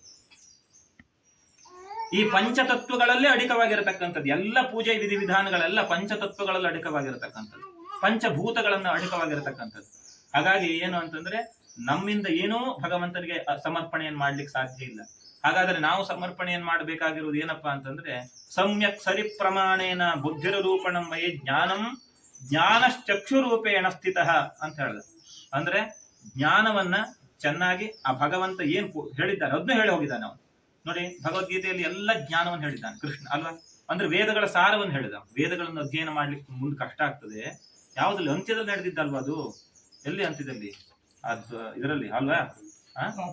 ಬಾಪುರದ ಒಂದು ಮಧ್ಯಘಟ್ಟದಲ್ಲಿ ಆ ಒಂದು ಇದು ನಡೀತು. ಅದಾದ ನಂತರದಲ್ಲಿ ಎಷ್ಟೋ ಸಾವಿರ ವರ್ಷಗಳು ಅವರು ರಾಜ್ಯಭಾರವನ್ನೆಲ್ಲ ಮಾಡಿದ್ರು. ಆ ಮಧ್ಯಘಟ್ಟದಲ್ಲಿ ಏನ್ ಹೇಳಿದ ಅಂತಂದ್ರೆ ಮುಂದೆ ಕಲಿಯುಗದ ಪ್ರಾರಂಭ ಬಂತು. ಎಲ್ಲಿ ಆ ಕಲಿಯುಗ ಪ್ರಾರಂಭ ಆಯ್ತು ಅಲ್ಲಿ, ಎಲ್ಲಿ ಅಶ್ವತ್ಥಾಮೋ ಹತಃ ಕುಂಜರ ಅನ್ನುವಂತ ಸಮಯದಲ್ಲಿ ಕಲಿಯುಗದ ಪ್ರಾರಂಭ ಆಯ್ತು ಅಂತ ಹೇಳಿ ಮಹಾಭಾರತದ ಉಲ್ಲೇಖ. ಅಶ್ವತ್ಥಾಮೋ ಹತಃ ಕುಂಜರ, ಅಶ್ವತ್ಥಾಮೋ ಹತಃ, ಅಶ್ವತ್ಥಾಮ ಹೌದು, ಆನೆಗಲ್ಲ, ಅಶ್ವತ್ಥಾಮ ಅನ್ನುವಂತ ಆನೆಯೂ ಇತ್ತು, ಒಂದು ಅಶ್ವತ್ಥಾಮನೂ ಇದ್ದ. ಅಶ್ವತ್ಥಾಮ ಅವನು ಬಿಲ್ಲು ಬಾಣ ಬಿಟ್ಟ, ನನ್ನ ಮಗ ಸತ್ತು ಹೋಗ್ಬಿಟ್ಟ ಅಂತ ಹೇಳಿ, ಅಲ್ವಾ? ಅಂದ್ರೆ ಕೃಷ್ಣ ಹೇಳಿದ ಇದು ಕಲಿಯುಗ, ಯಾವುದಾದ್ರೂ ಕೆಟ್ಟದ್ದರ ಅಂತ್ಯವಾಗ್ಬೇಕು ಹಾಳಾದ್ರೆ ಒಂದ್ ಸುಳ್ಳನ್ನು ಬಳಸಲೇಬೇಕು ಅನ್ನುವಂತ ಕೃಷ್ಣ ಹೇಳಿದಂತ ವಾಕ್ಯ. ನಾವೇನ್ ಮಾಡಿದ್ವಿ? ಎಲ್ಲದಕ್ಕೂ ಸುಳ್ಳನ್ನು ಬಳಸ್ತಾ ಇದ್ದೇವೆ. ಕಲಿಯುಗ ಆಗುದಿಲ್ಲ ಅಂತ ಹೇಳಿ ಮಾಡಿದ್ವಿ ನಾವು. ಅದಲ್ಲ. ಯಾವುದಕ್ಕೆ ಅಂದ್ರೆ ಯಾವುದಾದ್ರೂ ಕೆಟ್ಟದ್ದನ್ನ ತೆಗಿಬೇಕಾದ್ರೆ ಒಂದ್ ಸುಳ್ಳು ಹೇಳ್ಬೇಕು ಅಂದ್ರೆ ಖಂಡಿತವಾಗಲೂ ಅದು ತಪ್ಪಲ್ಲ ಅಂತ ಹೇಳಿ ಆ ಕೃಷ್ಣನೇ ಹೇಳಿದ್ದಾನೆ. ಕೆಟ್ಟದ್ದರ ನಿರ್ಮೂಲನ ಆಗ್ಬೇಕು ಅಂದ್ರೆ ಒಂದ್ ಸುಳ್ಳನ್ನು ಹೇಳ್ಬೇಕು. ನಾವೇನು ಅಂದ್ರೆ ಒಳ್ಳೆಯದರ ನಿರ್ಮೂಲ ಮಾಡ್ಲಿಕ್ಕೆ ಎಷ್ಟು ಸುಳ್ಳು ಬೇಕೋ ಅಷ್ಟು ಬಳಸ್ತೇವೆ, ಅಲ್ವಾ? ನೋಡಿ, ಎಂತ ಒಂದು ಪರಿಸ್ಥಿತಿ ಬಂದಿದೆ ನಮ್ಗೆ ಕಲಿಯುಗದ ಅಂತ್ಯದಲ್ಲಿ. ಈ ನಮ್ಗೆ ಪರಿಸ್ಥಿತಿ. ಅಶ್ವತ್ಥಾಮೋ ಹತಃ ಕುಂಜರ ಹೇಳುವಾಗ ಶಂಕ ಓದ್ಬಿಟ್ಟ, ಅಲ್ವಾ? ಅಶ್ವತ್ಥಾಮೋ ಹತಃ ಕುಂಜರ ಅಂದ್ರೆ ಆನೆ. ಅದು ಕುಂಜರ ಕೇಳಲೇ ಇಲ್ಲ, ಇವನ್ ಬಿಟ್ಬಿಟ್ಟ, ಸತ್ತ. ಇಲ್ದೆ ಸಾಯುವುದಿಲ್ಲ ಅವನು, ಇಲ್ದೇ ಇದ್ರೆ ಅಂದ್ರೆ ನೋಡಿ, ಯೋಚನೆ ಮಾಡಿ. ಅಂದ್ರೆ ಯಾವ್ದು ಶಕ್ತಿ ನಮ್ಮಲ್ಲಿ ಎರಡಿದೆ ಜಾಗೃತವಾಗಿ. ಎಷ್ಟು ಶಿಷ್ಟಶಕ್ತಿ ಜಾಗೃತವಾಗಿದೆಯೋ, ಶಿಷ್ಟಶಕ್ತಿ ಅಂದ್ರೆ ದೇವತಾ ಶಕ್ತಿ ಜಾಗೃತವಾಗಿದೆಯೋ, ಅದಕ್ಕಿಂತಲೂ 10 ಪ್ರಮಾಣದ ಹೆಚ್ಚು ಶಕ್ತಿ ಏನು ಅಂತಂದ್ರೆ ದುಷ್ಟಶಕ್ತಿ ಜಾಗೃತವಾಗಿರ್ತದೆ. ಇದು ಹಿಂದಿನಿಂದಲೂ ನಡೆದುಕೊಂಡು ಬಂದಂತ ಸತ್ಯ, ಇವತ್ತಿಗೂ ಸತ್ಯವೇ. ಹಾಗಾಗಿ ನಾವು ತಿಳ್ಕೊಳ್ಳೋದು ತಪ್ಪಾಗ್ತದೆ. ದೇವರಿಗೆ ನಾವು ಕೆಲವೊಮ್ಮೆ ಏನು ಮಾಡ್ತೇವೆ, ಕೆಲವೊಂದಿಷ್ಟು ಸಣ್ಣ ಪೂಜೆಯನ್ನು ಕೊಟ್ಟು ದೇವರಿಂದ ನಮ್ಮ ಕಾರ್ಯಗಳಾಗೋ ಸ್ವಲ್ಪ ನಿಧಾನವಾದಾಗ ನಾವು ಏನ್ ಹೇಳ್ತೇವೆ, ಹೊಗೆವಟ್ಟಿ ಕ್ಷೇತ್ರಕ್ಕೆ ಒಂದು ಪೂಜೆ ಕೊಟ್ಟೆ, ಏನು ನನಗೆ ತೊಂದರೆ ಸರಿಯಾಗ್ಲಿಲ್ಲ, ದೇವರ ಶಕ್ತಿ ಕಮ್ಮಿ. ಭಟ್ರು ಬಂದ್ರು, ಶಿರಾರಿ ಭಟ್ರು ಬಂದ್ರು, ಎಲ್ಲ ಮಾಡಿದ್ರು, ಸ್ವಲ್ಪ ಜನಕ್ಕೆ ಸರಿಯಾಗಿತ್ತಂತೆ, ಮತ್ತಿನ್ ಸ್ವಲ್ಪ ಜನಕ್ಕೆ ಸರಿ ಆಗ್ಲಿಲ್ಲ, ಇದಾಯ್ತು, ಅಲ್ವಾ? ನೋಡಿ, ಏನೇನ ಅಂದ್ರೆ ವಾಕ್ಯಗಳು ಧರ್ಮದರ್ಶಿಗಳು ಏನು ವರ್ಷ ಪ್ರತಿ ಹೇಳ ಹೋಗ್ತಾರೆ. ಅವ್ರ ವಾಕ್ಯಗಳು ಯಾವುದು ನಮಗೆ ನಡೆದೇ ಇಲ್ಲ. ಈ ವಾಕ್ಯಗಳೆಲ್ಲ ಏನು ಅಂತಂದ್ರೆ ಮನಸ್ಸಿನಲ್ಲಿ ಮೂಡುತ್ತದೆ, ಮೂಡುವಂತದ್ದು ಸಹಜವೇ. ಆದರೆ ಅದ್ಯಾವುದು ಸಹ ಧರ್ಮದರ್ಶಿಗಳ ಹೇಳಿದ್ದರಿಂದ ಖಂಡಿತವಾಗಲೂ ನಡೀತದೆ. ಯಾಕೆಂದ್ರೆ ಅವರು ಭಗವಂತನಿಗೆ ಸಾಮೀಪ್ಯದಲ್ಲಿದ್ದಾರೆ, ಅವ್ರು ಹೇಳಿದಂತ ವಾಕ್ಯ ನಡಿಲೇಬೇಕು ಅಲ್ವಾ? ನಡಿಲೇಬೇಕು ತಾನೆ, ನಡಿಲೇಬೇಕು. ಆದ್ರೂ ಯಾಕೆ ನಡೆಯುವುದಿಲ್ಲ ಅಂತಂದಾಗ ಆ ಬರುವಂತ ಭಕ್ತನಿಗೂ ಕೂಡ ಅವಿನಾಭಾವ ಸಂಬಂಧವನ್ನ ಏರ್ಪಡಿಸ್ಕೊಳ್ಬೇಕಾಗ್ತದೆ ದೇವರ ಜೊತೆಯಲ್ಲಿ ಅಲ್ವಾ? ಅವಿನಾಭಾವ ಸಂಬಂಧವನ್ನ ಏರ್ಪಡಿಸ್ಕೊಳ್ಬೇಕಾಗ್ತದೆ. ಅಥವಾ ಏನಪ್ಪಾ ಅಂತಂದ್ರೆ ಮನಸ್ಸಿನ ಒಳಗಡೆ ದೇವರಿದ್ದಾನೆ ಅನ್ನುವಂತ ಭಾವ ಎಲ್ಲರಲ್ಲೂ ಇದೆ, ಭಕ್ತಿ ಎಲ್ಲರಲ್ಲೂ ಇದೆ. ಆದರೆ ಸತ್ಯ ದೃಢವಾದಂತ ಭಕ್ತಿ ಯಾರಲ್ಲೂ ಕಾಣುವುದು ವಿರಳ ಅಲ್ವಾ? ಕಾಣುವುದು ವಿರಳ ತಾನೆ. ದೃಢವಾದಂತ ಭಕ್ತಿ ಅಂದ್ರೆ ಭಗವಂತ ಖಂಡಿತವಾಗ್ಲೂ ನನ್ನನ್ನು ಕಾಪಾಡಿ ಆಡ್ತಾನೆ. ಇದೆಲ್ಲ ಏನು ಅಂದ್ರೆ ನಮ್ಮ ಪುರಾಣಗಳಲ್ಲಿ ತುಂಬಾ ಚೆನ್ನಾಗಿ ಉಲ್ಲೇಖವನ್ನು ಮಾಡ್ತಾ ಬಂತು. ಅದಕ್ಕೆ ಉದಾಹರಣೆ ಏನು ಅಂದ್ರೆ ಮಾರ್ಕಂಡೇಯ ಮುನಿಗಳು ಅಲ್ವಾ? ಮಾರ್ಕಂಡೇಯ ಮುನಿಗಳು ಅವರಿಗೆ ವಿಧಿಯಲ್ಲಿ 12 ವರ್ಷದ ಆಯುಷ್ಯ, ಹೌದಾ? ಧರ್ಮದರ್ಶಿಗಳು ಗೊತ್ತಿದೆ. ವಿಧಿಯಲ್ಲಿ 12 ವರ್ಷದ ಆಯುಷ್ಯ ಮಾರ್ಕಂಡೇಯ ಮುನಿಗಳು ಅಂತ ಹೇಳಿ ಕೇಳಿದಿರಾ? ಆ ಮಾರ್ಕಂಡೇಯ ಮುನಿಗಳಿಗೆ ವಿಧಿಯ ಪ್ರಕಾರ ಅವನ ಆಯುಷ್ಯ ಎಷ್ಟು ಅಂದ್ರೆ 12 ವರ್ಷ. ಯಾಕೆಂದ್ರೆ ಅದು ಪೂರ್ವದ ಕಥೆ ಎಲ್ಲ ಇದೆ. ಯಾಕೆಂದ್ರೆ ಅವರಿಗೆ ಸಂತಾನ ಆಗಿರ್ಲಿಲ್ಲ, ಅವ್ರಿಗೆ ಮಕ್ಕಳ ಭಾಗ್ಯ ಇರಲಿಲ್ಲ. ಆದ್ರೆ ಅವರ ಪ್ರಭಾವದಿಂದ ದೇವರು ಹೇಳ್ತಾನೆ, ನಿನಗೆ ಆಯುಷ್ಯ ಕ್ಷೀಣವಾದಂತ ಮಗುವನ್ನು ಜನನ ಕೊಡ್ತೇನೆ, ಇಲ್ಲಾಂದ್ರೆ ಕೊಡ್ಲಿಕ್ಕೆ ಸಾಧ್ಯ ಇಲ್ಲ, ನಿನಗೆ ಸಂತಾನ ಇಲ್ಲ ನಿನಗೆ ಅನ್ನುವಂತ ಕಾರಣದಿಂದ ಸಂತಾನವೇ ಇಲ್ಲದೆ ಇರುವುದಕ್ಕಿಂತಲೂ ಆಯುಷ್ಯ ಕಮ್ಮಿ ಆದಂತ ಮಗನಾದ್ರೂ ಸಾಕು ತನಗೆ ಅಂತ ಹೇಳಿ ತಗೊಳ್ತಾನೆ. ಆದರೆ ಆ ಮಾರ್ಕಂಡೇಯ ಮುನಿಗಳು ಮಾಡಿದಂತಹ ತಪಃಪ್ರಭಾವದಿಂದ ಎಲ್ಲವೂ ಬದಲಾಯಿತು. ದೇವರೇ ಬರೆದಿಟ್ಟಂತಹ ವಾಕ್ಯ ಬದಲಾಯಿತು. ಹೇಗೆ ಬದಲಾಯಿತು ಅಂತ ಕೇಳಿದ್ರೆ, ಆತ ಅವಿನಾಭಾವ ಸಂಬಂಧವನ್ನ ಶಿವನ ಜೊತೆ ಏರ್ಪಡಿಸಿಕೊಂಡದ್ರಿಂದ ಆಯ್ತು. ಈಗ ನಾವು ಏನು ಅಂತಂದ್ರೆ ಮರಣದ ಸಂದರ್ಭದಲ್ಲಿ ಶಿವಲಿಂಗವನ್ನು ಗಟ್ಟಿ ಅಪ್ಪಾಕಿ ಕೂತ್ಕೊಂಡ್ರೆ ನಮ್ಮ ಆಯುಷ್ಯ ಉಳಿತದೆ ಅಂತ ಹೇಳಿ ಮಾರ್ಕಂಡಿರ್ತಾರೆ. ಆಗ್ತದೆಯಾ ಹೇಳಿ ನೋಡುದು? ಇಲ್ಲ, ಎಲ್ಲರೂ ಶಿವಲಿಂಗ ಅಪ್ಪಾಕ ಕೂತ್ಕೊಳ್ತಿದ್ರು. ಆಗ್ತದೆ, ಉಳಿದಕ್ಕೆ ಸಾಧ್ಯ ಉಂಟು, ಇವತ್ತಿಗೂ ಸಾಧ್ಯ ಇದೆ. ಯಾಕೆಂದ್ರೆ ಯಾವತ್ತೋ ಒಂದು ದಿನ ಇಲ್ಲಿ ಆಂಜನೇಯ ಇದ್ದಾನೆ, ಅಲ್ಲಿ ಹೋದ ನಂತರದಲ್ಲಿ ಆಂಜನೇಯ ಸುಳ್ಳಾಗಿದ್ರು ಇರ್ಬಹುದು ಅನ್ನುವಂತ ವಾಕ್ಯ ಆಡ್ಬಿಟ್ರೆ ಗೊತ್ತಾಯ್ತು, ನಿಮ್ ಮನಸ್ಸೊಳಗೆ ಬಂದ್ಬಿಟ್ರೆ ಕಷ್ಟ. ಆಂಜನೇಯ ಬರ್ಲಿಕ್ಕೆ ಕಷ್ಟ. ನಮಗ ಆಂಜನೇಯನ ಹತ್ರ ಬರೋದು ಸುಲಭ, ಆಂಜನೇಯ ನಮ್ಮ ಹತ್ರ ಬರ್ಲಿಕ್ಕೆ ಧಾವಿಸಿ ಬರ್ಲಿಕ್ಕೆ ಕಷ್ಟ. ಆಂಜನೇಯ ನಮ್ಮ ಹತ್ರ ಧಾವಿಸಿ ಬರುವಂತ ರೀತಿಯಲ್ಲಿ ನಮ್ಮ ವರ್ತನೆ ಇರ್ಬೇಕಾಗ್ತದೆ. ವರ್ತನೆ ಅಂದ್ರೆ ಮಾತ್ರ ಬರ್ಲಿಕ್ಕೆ ಸಾಧ್ಯ, ಇಲ್ಲಾಂದ್ರೆ ಬರ್ಲಿಕ್ಕೆ ಸಾಧ್ಯ ಇಲ್ಲ. ಹಾಗಾಗಿ ಆ ವರ್ತನೆ ಅಂತಂದ್ರೆ ಭಗವಂತನಿಗೆ ಪ್ರೀತಿ ಪಾತ್ರರು ನಾವಾದಾಗ ಭಗವಂತನ ಹತ್ರ ನಾವು ಏನ್ ಕೇಳ್ತೇವೋ ಅವ್ನು ಕೊಡ್ಲೇಬೇಕಾಗ್ತದೆ. ಭಗವಂತನಿಗೆ ನಾವು ಪ್ರೀತಿ ಪಾತ್ರರಾಗ್ಲಿಲ್ಲ, ತುಂಬಾ ದೂರದಲ್ಲಿ ಇದ್ದೀವಿ ಅಂತಂದ್ರೆ, ತುಂಬಾ ದೂರದಲ್ಲಿ ಅಂತಂದ್ರೆ ಭಗವಂತ, ನೀವು ಹಿಂಗ್ ಹೇಳಿದ್ರು ಕಷ್ಟ. ತುಂಬಾ ದೂರದಲ್ಲಿ ಅಂತಂದ್ರೆ ಭಗವಂತನಿಗೆ ಯಾವುದೇ ಕಾಡಿನಲ್ಲಿ ಇದ್ರೂ ಸಹ ಗೋಚರವಾಗ್ತದೆ. ತುಂಬಾ ದೂರ ಅಂತಂದ್ರೆ ಯಾವುದು ಅಂತಂದ್ರೆ ನಾವು ಏನು ಅಂದ್ರೆ ಅವನ ನಿಕಟವಾದಂತಹ ಜ್ಞಾನವನ್ನ ಪಡೆದೇ ಇರುವಂತದ್ದೇ ತುಂಬಾ ದೂರ ಇದ್ದೇವೆ ಅಂತ ಅರ್ಥ. ನಿಕಟವಾದಂತಹ, ಸತ್ಕಟವಾದಂತಹ, ಉತ್ಕೃಷ್ಟವಾದಂತಹ ಜ್ಞಾನ. ಆ ಉತ್ಕೃಷ್ಟವಾದಂತದ್ದು ಯಾವುದು? ಉತ್ಕೃಷ್ಟವಾದಂತಹ ಜ್ಞಾನ ಅಂತಂದ್ರೆ ವೇದವನ್ನು ನಮ್ಗೆ ತಿಳ್ಕೊಳ್ಳಿಕ್ ಸಾಧ್ಯ ಇಲ್ಲ ಇವತ್ತು. ಯಾಕಂದ್ರೆ ವೇದೋ ವಹಿ ನಿಮಗೋಚರ. ನಮ್ ಕನ್ನಡದಲ್ಲಿ ಆ ವೇದ ಅರ್ಥವನ್ನು ಹೇಳಲಿಕ್ಕೆ ಸಾಧ್ಯ ಆಗುದಿಲ್ಲ. ಸಂಸ್ಕೃತದಲ್ಲಿ ನಿರರ್ಗಳವಾಗಿ ಹೇಳ್ಬೋದು. ಅದರ ಅರ್ಥವನ್ನು ಮಾಡುದು ಅಷ್ಟು ಸುಲಭ ಸಾಧ್ಯವಾದಂತದ್ದಲ್ಲ. ಯಾಕೆಂದ್ರೆ ನೋಡಿ, ಭದ್ರಂ ಕರುಣೆ ಭಿಶೃಣು ಯಾಮದೇವಾಹ ಭದ್ರಂ ಪಶ್ಯೇ ಮಾಕ್ಷಭಿರ್ಯಜತ್ರ. ಇದು ಯಾಕೆ ಈ ಮಂತ್ರಗಳೆಲ್ಲ ನಮ್ಗೆ ಬಂದ್ಬಿಡ್ತದೆ. ಆದ್ರೆ ಕನ್ನಡದಲ್ಲಿ ಅರ್ಥ ಹೇಳೋದು ಎಷ್ಟು ಕಷ್ಟ ಅಂತಂದ್ರೆ ಅದರದ್ದು ಅಷ್ಟು ಗೌಪ್ಯವಾಗಿ ಆಳವಾಗಿರತಕ್ಕಂತಹ ಜ್ಞಾನ ಅದು. ಹಿಂದೆ ಎಲ್ಲರಿಗೂ ಗೊತ್ತಿರ್ತಿತ್ತು. ನೋಡಿ, ನಿಮ್ ಹಿಂದೆ ಈ ಉದಾಹರಣೆಗೆ ಶ್ರೀಕೃಷ್ಣ ಯಾರು? ಕ್ಷತ್ರಿಯ ಕುಲತಾನೆ, ಹೌದಾ? ರಾಮ ಯಾರು?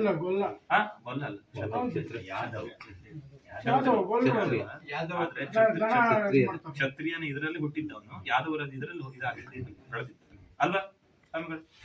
ಕ್ಷತ್ರಿಯ ಅಲ್ವ? ಯದುಕುಲ. ಅದೇ ಯದುಕುಲ ಅಂತಂದ್ರೆ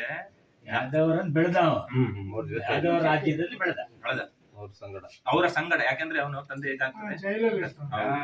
ಅದನ್ನ ಮುಂದೆ ದೇವರು ಹೇಳ್ತಾರೆ. ರಾಮ ಯಾರು? ಕ್ಷತ್ರಿಯ ತಾನೆ. ಎಲ್ಲಿ ಪರಶುರಾಮ ಯಾರು? ಬ್ರಾಹ್ಮಣ. ಅವನು ಹೇಗೆ ಕ್ಷತ್ರಿಯನಾದ? ವಿಶ್ವಾಮಿತ್ರರು ಯಾರು?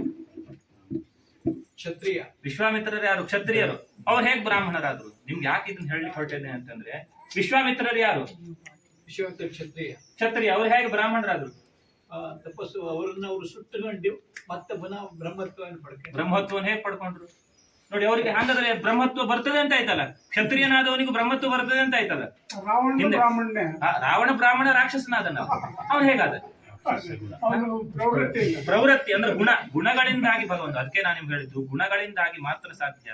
ಕೇವಲ ಏನು ಅಂದ್ರೆ ತೋರ್ಪಡಿಸಿಕೊಳ್ಳುವಿಕೆಯಿಂದ ಆಗ್ಲಿಕ್ಕೆ ಸಾಧ್ಯ ಇಲ್ಲ. ಏನ್ ಹೇಳಿ, ಕೇವಲ ತಾನು ಹೌದು ಅಂತ ಹೇಳಿ ನಾನು ಇವತ್ತು ಬ್ರಹ್ಮವಸ್ತ್ರ, ನೀವು ನಾಳೆ ಒಂದು ಬ್ರಹ್ಮವಸ್ತ್ರ ಹಾಕೊಂಡು ಹೋಗ್ಬೋದು, ನಾನು ಬಟ್ಟ ಹಾಕಿ ಆಗ್ಬೋದಾ?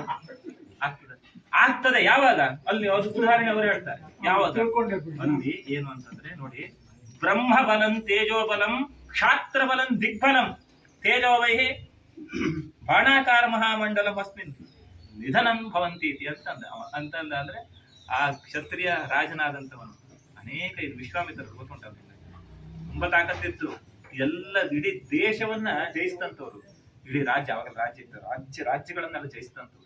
ಅವರು ಹೇಳಿದ್ರು ಏನು ಅಂತಂದ್ರೆ, ಒಂದು ದರ್ಭೆ ಹುಲ್ಲಿನ ಕಟ್ಟಿಗೆ ಅವರ ಯಾವುದೇ ಒಂದು ಆಯುಧ ಸರಿಸಮಾನ ಆಗ್ಲಿಲ್ಲ. ನಿಮ್ಗೆ ಗೊತ್ತಿದೆಯಲ್ಲ, ಒಂದು ಆಯುಧ ಸರಿಸಮಾನವಾಗ್ಲಿಲ್ಲ. ಇದೆಲ್ಲ ಯಾಕಾಯ್ತು ಅಂತಂದ್ರೆ ಬ್ರಹ್ಮಶಕ್ತಿ ಅಷ್ಟು ಪ್ರಬಲವಾಗಿರ್ತಕ್ಕಂಥದ್ದು. ಆ ಬ್ರಹ್ಮಶಕ್ತಿ ಅನ್ನುವಂಥದ್ದು ಎಲ್ಲರಿಗೂ ಇದೆ, ಗೊತ್ತಾಯ್ತಾ? ಅದು ಬ್ರಾಹ್ಮಣರಿಗೆ ಮಾತ್ರ ಅಥವಾ ಇಂಥ ಕುಲದಲ್ಲಿ ಹುಟ್ಟರು ಬ್ರಾಹ್ಮಣರು ಅಂತ ಹೇಳಿ ಕಡೆ ಬಂತು, ಎಲ್ಲರಿಗೂ ಇದೆ. ಬ್ರಹ್ಮ ಅಂತಂದ್ರೆ ಎಲ್ಲಿದ್ದಾನೆ? ಬ್ರಹ್ಮ ಎಲ್ಲಿದ್ದಾನೆ? ನಿಮ್ಮೆಲ್ಲರಲ್ಲೂ ಬ್ರಹ್ಮ ಎಲ್ಲಿದ್ದಾನೆ? ಅಹಂ ಬ್ರಹ್ಮ. ನಿಮ್ಮೆಲ್ಲರಲ್ಲೂ ಬ್ರಹ್ಮ ಎಲ್ಲಿದ್ದಾನೆ? ನಮ್ಮೆಲ್ಲರಲ್ಲೂ ಬ್ರಹ್ಮ ಎಲ್ಲಿದ್ದಾನೆ? ಎಲ್ಲಿದ್ದಾನೆ? ಲಲಾಟೋ ವೈ ಬ್ರಹ್ಮ. ನೋಡಿ ಮಂತ್ರ ಏನ್ ಹೇಳ್ತದೆ ಸುಸ್ಪಷ್ಟವಾಗಿ ಹೇಳ್ತಾರೆ, ಲಲಾಟೋ ವೈ ಬ್ರಹ್ಮ. ಅದಕ್ಕೆ ಒಂದು ಧ್ಯಾನ ಮಾಡುದಾದ್ರೆ ಮನುಷ್ಯ ಅಥವಾ ದೇವಸ್ಥಾನಕ್ಕೆ ಹೋದಾಗ ಏನ್ ಮಾಡ್ತಾರಪ್ಪ? ಏನ್ ಮಾಡ್ತಾರೆ ಹೇಳಿ? ದೇವಸ್ಥಾನಕ್ಕೆ ಹೋಗಿ ಏನ್ ಮಾಡ್ತೀವಿ? ಕಣ್ಣನ್ನ ಯಾಕೆ ಮುಚ್ಚುತ್ತೇವೆ? ಅದಕ್ಕೆ ಬ್ರಹ್ಮಸ್ಥಾನೋ ವೈ ಸ್ಥಿತ. ನೋಡಿ, ಯಾವುದೇ ಇರಲಿ ಬೇಕಾದ್ರೆ ಬ್ರಹ್ಮನಿಂದ ಮಾತ್ರ ಅರಿವು ಬರ್ಲಿಕ್ಕೆ ಸಾಧ್ಯ, ಮತ್ತೆ ಬ್ರಹ್ಮನಿಂದ ಅಲ್ಲದೆ ಅರಿವು ಬರ್ಲಿಕ್ಕೆ ಸಾಧ್ಯನೇ ಇಲ್ಲ. ಅದಕ್ಕೆ ಬ್ರಹ್ಮಜ್ಞಾನ ಇತಿ ಬ್ರಾಹ್ಮಣ ಅಂತ ಹೇಳಿದ್ರೆ, ಬ್ರಹ್ಮಜ್ಞಾನ ಅನ್ನುವಂಥದ್ದು ಉಂಟಾಗ್ಲೇಬೇಕಾಗ್ತದೆ ಅವನಲ್ಲಿ. ಆ ಒಂದು ಇದಕ್ಕೆ ಹೋಗ್ಬೇಕಾದ್ರೆ ಆ ಜ್ಞಾನ ಬರ್ಲಿಲ್ಲ ಅಂತಂದ್ರೆ ಅದಕ್ಕೆ ಆ ಜ್ಞಾನ ಬರುವಲ್ಲಿವರೆಗೂ ಏನ್ ಮಾಡ್ಬೇಕು? ಸಾಧನೆ ಅಂತಂದ್ರೆ ಅದೇ ಧ್ಯಾನ ಮಾಡ್ಬೇಕು. ಯಾರ ಧ್ಯಾನ ಮಾಡ್ಬೇಕು ಅಂತಂದ್ರೆ ಭಗವಂತನ ಧ್ಯಾನ ಮಾಡ್ಬೇಕು. ಆ ಭಗವಂತನ ಧ್ಯಾನದಿಂದ ಮಾತ್ರ ನಮ್ಮ ಮುಂದಿನ ಪೀಳಿಗೆಗಳೆಲ್ಲ ಒಳ್ಳೇದಾಗ್ಲಿಕ್ಕೆ ಸಾಧ್ಯ ಇದೆ. ನಮ್ಮ ಮುಂದಿನ ಪೀಳಿಗೆಗೆ ಸಂಕಷ್ಟ ಬರಬಾರದು. ನಾವು ಮಾಡಿದಂತ ಅಪರಾಧವೆಲ್ಲ ಮುಂದಿನ ಪೀಳಿಗೆಗೆ ಬರ್ತದೆ. ಅದು ನಾವು ಇವತ್ತು ಗೆದ್ದು ಬಿಡ್ಬಹುದು, ಯಾರದೋ ಒಂದು ಸ್ವಾಮಿಗಳ ಆಶೀರ್ವಾದದಿಂದ ಅದನ್ನ ತಡ್ಕೊಳ್ಬಹುದು. ಇವತ್ತು ಏನೋ ಒಂದು ನಮ್ ಇವರಿಗೆ ದುಃಖ ಬಂತು, ನಾನ್ ಬಂದೆ, ಅವ್ರಿಗೆ ಏನೋ ಒಂದು ಭಸ್ಮ ಕೊಟ್ಟೆ, ಅಲ್ಲಿ ತಡೆದೋಯ್ತು. ಆದ್ರೆ ಅವ್ರು ಮಾಡಿದಂತ ಪಾಪ ಎಲ್ಲ ಹೋಗ್ತದೆ,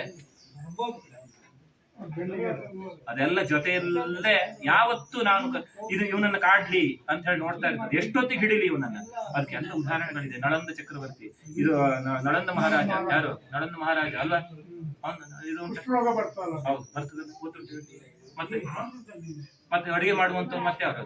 ಮತ್ತೊಂದು ಯಾರು? ನಳಪಾಕ ಪ್ರವೀಣ. ಯಾರು? ಅವನಿಗೆ ಹೇಗ್ ಬಂತು? ಅವನಿಗೆ ಏನ್ ಬಂತು? ಅವನು ಮತ್ತೆ ಎಲ್ಲ ಸತ್ಯಸಂಧನಾಗಿದ್ದವನು, ಅವನಿಗೆ ಹೇಗ್ ಬಂತು? ಎಲ್ಲೋ ಮಾಡಿದಂತಹ ಪಾಪ ಇನ್ನೆಲ್ಲೋ ಬಾಧಿಸುವಂತೆ ಆಯ್ತು. ಬೇಡ, ಇವನಿಗೆಲ್ಲ ಆಯ್ತು. ನಮ್ಮ ರಾಜ ತ್ರಿವಿಕ್ರಮನಿಗೆ ಸತ್ಕರ್ಮದಲ್ಲೇ ಇರುವವನು ದೇವಸ್ಥಾನಗಳನ್ನ, ಅನಂತ ಕೋಟಿ ದೇವಸ್ಥಾನಗಳನ್ನು ಕಟ್ಟಿದ್ದಾರೆ.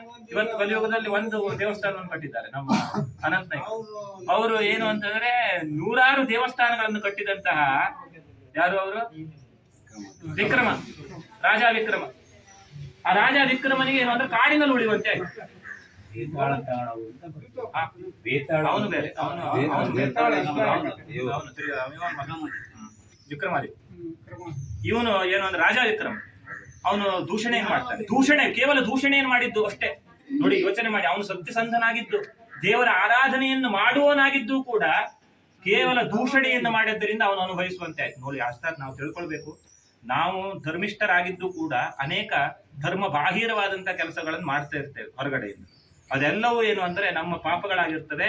ಅದೆಲ್ಲದಕ್ಕೂ ನಾವು ಉತ್ತರವನ್ನ ಯಾರಿಗೂ ಕೊಡುವಂತ ಅವಶ್ಯಕತೆ ಇಲ್ಲ, ಆದ್ರೆ ದೇವರಿಗೆ ಕೊಟ್ಟೇ ಕೊಡ್ಬೇಕಾಗ್ತದೆ. ನಾವು ಯಾವ ರೀತಿಯಲ್ಲಿ ಅಂತ ಹೇಳಿದಾಗ, ಅನಾರೋಗ್ಯದ ಮೂಲಕವಾಗಿ, ಅಜ್ಞಾನದ ಮೂಲಕವಾಗಿ ಸಮಾಜದಲ್ಲಿ ಮಾಡುವಂತಹ ಕರ್ಮ ಸಕ್ಸಸ್ ಆಗದೆ ಇರುವಂತಹ ರೀತಿಯಲ್ಲಿ ಆಗ್ತದೆ ಇಲ್ವೋ? ಕೆಲವೊಬ್ಬರಿಗೆ ಎಷ್ಟೆಲ್ಲ ವಿದ್ಯೆ ಓದಿರ್ತಾರೆ, ಆದ್ರೆ ಸರಿಯಾದಂತ ಉದ್ಯೋಗ ಪ್ರಾಪ್ತಿ ಇಲ್ಲ. ಕಾರಣ ಏನು? ಇದನ್ನೆಲ್ಲ ಮೂಲದಲ್ಲಿ ಹೋಗ್ಬೇಕು ನಾವು. ಎಷ್ಟೋ ಜನಗಳು ಚೆನ್ನಾಗಿ ಊಟ ಮಾಡ್ತಾರೆ ದಿನ ತುಪ್ಪ ಹಾಕೊಂಡು, ಆದ್ರೆ ಆರೋಗ್ಯ ಸರಿ ಇರುವುದಿಲ್ಲ. ಕಾರಣ? ಎಷ್ಟೋ ಜನ ಊಟ ಮಾಡೋದಿಲ್ಲ, ಚೆನ್ನಾಗಿರೋದಿಲ್ವಾ? ಕಾರಣ ಅಂದ್ರೆ ನೋಡಿ, ಎಷ್ಟೋ ಜನ ಏನು ವಿದ್ಯೆ ಕಲಿಯುವುದಿಲ್ಲ, ಆದ್ರೂ ಏನು ಅಂದ್ರೆ ದೊಡ್ಡ ಇದರಲ್ಲಿ ಒಳಗಿರ್ತಾರೆ ಆರಾಮ. ಅದು ಹೇಗೆ? ಅವ್ನು ಮಾಡಿದಂತ ಪುಣ್ಯ ಅದ್ರ ಪಾಪಗಳು ಲೆಕ್ಕಕ್ಕೆ ಬರ್ತದೆ ಮುಂದೊಂದಿನ. ನೋಡಿ ಇದೆಲ್ಲ ಹಾಗಾದ್ರೆ ಹೇಗೆ ಅಂತಂದ್ರೆ ಅದೇ ಪಾಪ ಪುಣ್ಯಗಳು ಯಾರನ್ನು ಬಾಧಿಸದೇ ಇರ್ಲಿಕ್ಕೆ ಸಾಧ್ಯ ಇಲ್ಲ. ಹಾಗಾಗಿ ಅಂತ ಆಂಜನೇಯ ಇವತ್ತು ವರಪ್ರಸಾದವನ್ನು ಕೊಟ್ಟಿದ್ದಾನೆ. ಈ ಸತ್ಯ ಮಾರುತಿಯ ವ್ರತದ ಇದರ ಅರ್ಥ ಏನಪ್ಪಾ ಅಂದ್ರೆ ದಾಸನಾಗಬೇಕು ಅನ್ನುವಂಥದ್ದು ಇಲ್ಲಿ ಕೊಡ್ತದೆ. ಇದರ ಅರ್ಥ ಏನ್ ಕೊಡ್ತದೆ ಅಂದ್ರೆ ದಾಸನಾಗ್ಬೇಕು. ಸತ್ಯ ಅವನು ಹೇಗೆ ದಾಸನಾಗಿದ್ದ, ರಾಮನಿಗೆ ದಾಸನಾಗಿದ್ದ, ಆದರೆ ಏಕೀ ಭಾವನ್ ದಾಸಃ ಅಂತ ಹೇಳಿ ಬರ್ತದೆ. ಅಂದ್ರೆ ಮತ್ತಿನ್ನು ಯಾವ ದೇವರನ್ನು ಅವನು ಇದು ಮಾಡ್ತಿರಲ್ಲ, ರಾಮನಾಗಿ ಕಂಡ್ರೆ ಮಾತ್ರ ಅವನು ಏನಂತ ಇದು ಮಾಡ್ತಿದ್ದ. ಅವನು ಎಲ್ಲಿ ಹೋದ್ರು ರಾಮನೇ ಕಾಣ್ತಿದ್ದ ಆಂಜನೇಯ. ಹಾಗೆ ನಮ್ಗೆ ಏನು ಅಂತಂದ್ರೆ ನಾವು ಎಲ್ಲೇ ಹೋಗ್ಲಿ ನಮ್ಗೆ ಆ ದೇವನೊಬ್ಬ ನಾಮ ಹಲವು ಅನ್ನುವಂತ ವಾಕ್ಯ ನಮ್ಮಲ್ಲಿ ಜಾಗೃತ ಬರ್ತದೆ. ಇದು ಕನ್ನಡದಲ್ಲಿ ಅದಲ್ಲ, ಸಂಸ್ಕೃತದಲ್ಲಿ ಯಾವ್ದು ಗೊತ್ತುಂಟೆ ನಮ್ಗೆ? ನಾವು ಯಾವತ್ತು ಮಂತ್ರ ಹೇಳ್ತಿರ್ತೇವೆ, ವಿಶ್ವತಶ್ಚಕ್ಷುರುತ ವಿಶ್ವತೋ ಮುಖೋ ವಿಶ್ವತೋ ಹಸ್ತ ಉತ ವಿಶ್ವತಸ್ಪಾತ್ ಸಂಬಾಹುಭ್ಯಾಂ ನಮತಿ ಸಂಪತತ್ರೈಹಿ ಯಾವ ಪೃಥಿವಿ ಜನಯನ್ ದೇವ ಏಕಃ. ನೋಡಿ ಎಂತ ಮಂತ್ರ. ಆ ಮಂತ್ರದ ಅರ್ಥಗಳೆಲ್ಲ ಉಂಟು. ಸರಿ ಆ ವೇದವನ್ನ ಚೆನ್ನಾಗಿ ಅರ್ಥ ಮಾಡ್ಬಿಟ್ರೆ ಅದಷ್ಟು ಏನಿದೆಯಲ್ಲ ಬ್ರಹ್ಮಾಂಡದಲ್ಲಿ ರಾಮಾಯಣ ಮತ್ತು ಮಹಾಭಾರತ ಇದನ್ನು ಬಿಟ್ಟು ಮತ್ತಿನ್ ಯಾವ ಪುಸ್ತಕವನ್ನು ತಗೊಳ್ಳಿ ರಾಮಾಯಣ ಮತ್ತು ಮಹಾಭಾರತದ ಉಲ್ಲೇಖವೇ ಇದೆ ಅಂತ ಹೇಳಿ ಹೇಳ್ಬೋದು ಸುಸ್ಪಷ್ಟವಾಗಿ. ಮತ್ತೆ ಯಾವುದೇ ಪುಸ್ತಕವನ್ನು ಓದಿ ಅದರಲ್ಲಿ ಇರುವುದೆಲ್ಲ ಏನು ಅಂದ್ರೆ ರಾಮಾಯಣ ಮತ್ತು ಮಹಾಭಾರತದ ಅಂಶಗಳೇ. ಅದಕ್ಕಾಗಿ ಭಗವದ್ಗೀತೆ ಒಂದ್ ಸಾಕು ನಮ್ಗೆ, ಎಲ್ಲ ಚೆನ್ನಾಗಿ ನಮ್ಗೆ ಅರ್ಥ ಮಾಡ್ಕೊಳ್ಳಿ. ಇವತ್ತು ನೀವು ಏನು ಅಂತಂದ್ರೆ ಮಾಡಿದಂತದ್ದು ಇವತ್ತು ಯಾಕೆ ಇಲ್ಲಿ ನೀವು ನೆರೆದಂತ ಎಲ್ಲರೂ ಸಹ ಮುಂದೊಂದಿನ ಎಲ್ಲರೂ ಸತ್ಯಮಾರುತಿ ವ್ರತವನ್ನು ಮಾಡುವಂತೆ ಆಗ್ಬೇಕು. ಇವತ್ತು ಪ್ರಾರ್ಥನೆಯನ್ನು ಮಾಡ್ಕೊಳ್ಬೇಕು. ಇವತ್ತು ಪ್ರಪ್ರಥಮವಾಗಿ ನಮ್ಮ ಇವರು ಪಾಂಡುರಂಗ ನಾಯಕ ಮತ್ತು ಸಹ ಪರಿವಾರದ ಸಲುವಾಗಿ ಅವ್ರು ಇವತ್ತು ಮಾಡಿಸ್ತಾ ಇದ್ದಾರೆ. ಕಥೆಯ ಶ್ರವಣ ಇದೆ, ತಿಂಡಿಯನ್ನು ತಿನ್ಕೊಂಡು ಕಥಾ ಶ್ರವಣ ಮಾಡ್ತಾರೆ, ಪೂಜೆ ಇದೆ, ಮತ್ತೆ ಅಭಿಷೇಕ ಆರಾಧನೆ ಎಲ್ಲ ಇದೆ. ಅದೆಲ್ಲವೂ ಸತ್ಯ ನಿತ್ಯ ಮತ್ತು ನಿರ್ವಿಕಲ್ಪವಾಗಿ ನಡೀತದೆ. ಏನು ಚಿಂತೆ ಇಲ್ಲ ಅದರ ಬಗ್ಗೆ. ಅಷ್ಟು ಮಂತ್ರವನ್ನೆಲ್ಲ ಸರಿಯಾಗಿ ಹೇಳಿ ಹೋಗ್ತೇನೆ. ನೀವು ಅದಕ್ಕೆ ಯಾವ್ದು ತಲೆ ಕೆಡಿಸ್ಕೊಳ್ಳುವಂಥದ್ದು ಬೇಡ. ಮಂತ್ರದ ವಿಚಾರದಲ್ಲಿ ಪೂಜೆಯ ವಿಚಾರದಲ್ಲಿ ನೀವು ತಲೆ ಕೆಡಿಸ್ಕೊಳ್ಳುವಂಥದ್ದು ಬೇಡ. ಆದರೆ ಏನು ಅಂದ್ರೆ ಭಕ್ತಿಯ ವಿಚಾರದಲ್ಲಿ ಮಾತ್ರ ನೀವು ತುಂಬಾ ತಲೆ ಕೆಡಿಸ್ಕೊಳ್ಬೇಕು. ಮತ್ತೆ ನಿಮ್ಗೆ ಭಕ್ತಿ ಹೇಗಪ್ಪ ಅಂತಂದ್ರೆ ಇಲ್ಲಿ ಆರಾಧನೆಯನ್ನು ಮಾಡಿ ಇಲ್ಲೇನಾದ್ರೂ ಕೊಟ್ಟದ್ದಿದ್ರೆ, ಇಲ್ಲೇನಾದ್ರೂ ದಾನವನ್ನು ಮಾಡಿದ್ದಿದ್ರೆ, ಇಲ್ಲೇ ಯಾವುದಾದ್ರೂ ಒಂದು ನ್ಯೂನ್ಯಾತಿಗಳು ನಡೆಯುವಂಥದ್ದು ಇರ್ತದೆ. ಗೊತ್ತಾಯ್ತು ನಿಮ್ಗೆ? ದೇವಸ್ಥಾನ ಅಂದ್ಮೇಲೆ ಅಥವಾ ಯಾವುದೋ ಒಂದು ಧರ್ಮದರ್ಶಿಗಳು ತುಂಬಾ ಕೆಲಸ ಕಾರ್ಯಗಳನ್ನು ಮಾಡ್ತಾ ಇರ್ತಾರೆ. ಎಲ್ಲೋ ಒಂದು ತಪ್ಪುಗಳು ಧರ್ಮದರ್ಶಿಗಳಿಂದ ನಡೆಯುವುದಿಲ್ಲ, ಅಥವಾ ಬಂದಂತ ನಮ್ಮಿಂದ ಒಂದು ತಪ್ಪು ನಡೀತದೆ. ಗೊತ್ತಾಯ್ತು ನಿಮ್ಗೆ? ಎಂತಕ್ಕೆ ಅಂದ್ರೆ ಮನುಷ್ಯ ಸಹಜವಾದಂತಹ ತಪ್ಪುಗಳು ನಡೀತದೆ. ಮನುಷ್ಯ ಸಹಜವಾಗಿ ಎಂತಕ್ಕೆ ಅಂದ್ರೆ ಕಾಮ ಕ್ರೋಧೋ ನಚ ಮಾತ್ಸರ್ಯಂ ನಹ ವರ್ಗಾಣ ಸ್ಥಿತಿ ಅನಂತ ಶರೀರಾಣ ಅಂತ ಹೇಳಿ ಒಂದು ಮಾತು. ಅಂದ್ರೆ ಈ ಶರೀರದಲ್ಲಿ ಮನುಷ್ಯ ಏನಂದ್ರೆ ಇರುವಾಗ ಆ ದೇವತಾ ಭಾವ ಅನ್ನುವಂಥದ್ದು ಹೊರಟೋದಾಗ, ದೇವತಾ ಭಾವ ಎಲ್ಲೋ ಗಡ್ಬಿಡಿ ಯಾವುದೋ ಒಂದು ತಪ್ಪು ಅದನ್ನ ಏನು ಅಂತಂದ್ರೆ ದೇವರ ಸಾನ್ನಿಧ್ಯದಲ್ಲಿ ಉಲ್ಲೇಖಗೊಳಿಸಬಾರದು ಹೊರಗಡೆ ಅಂತ ಹೇಳಿ ಉಂಟು.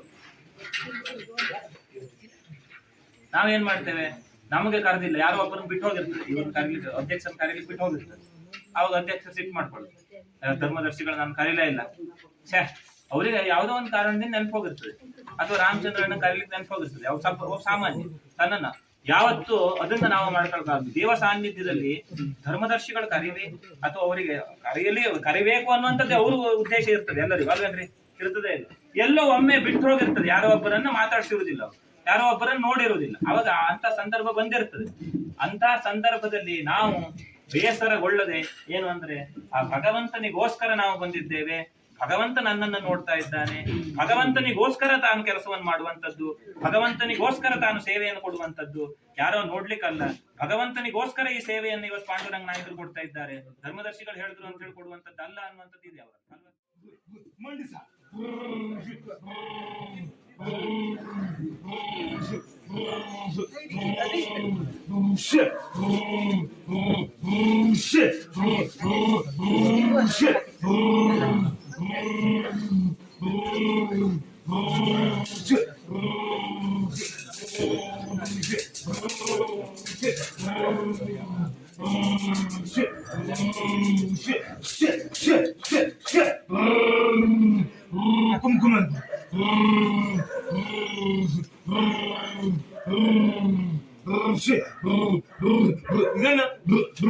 ದಿನನಿತ್ಯ ವಾರದಲ್ಲೇ ಏನು ಹೇಳುವಂತದನ್ನ ಕಂಡುಕೊಡ್ತೀನಿ, ಆಯ್ತಾ? ತೀರ್ಥನ ಸ್ವೀಕಾರಕ್ಕೆ ಹಾಕ್ಬಿಡು ತಿಳಿದಲ್ವಾ ತಕೊಂಡೋಗಿ ಅದನ್ನ ದಿನ ಸ್ವೀಕಾರದಲ್ಲಿ ಇಟ್ಕ ತಿಳಿದಲ್ವಾ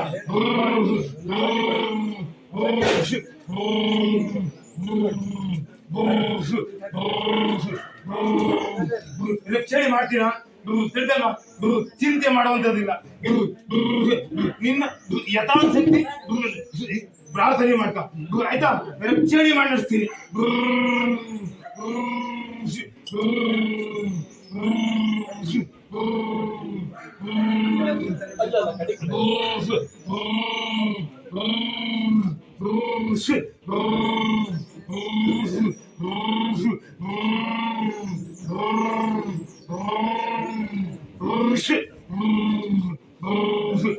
ಇದನ್ನು ದಿನನಿತ್ಯ ಸ್ವೀಕಾರದಲ್ಲಿ ಇಟ್ಕ ಆಯ್ತಾ ರಕ್ಷಣೆ ಮಾಡ್ತೀನಿ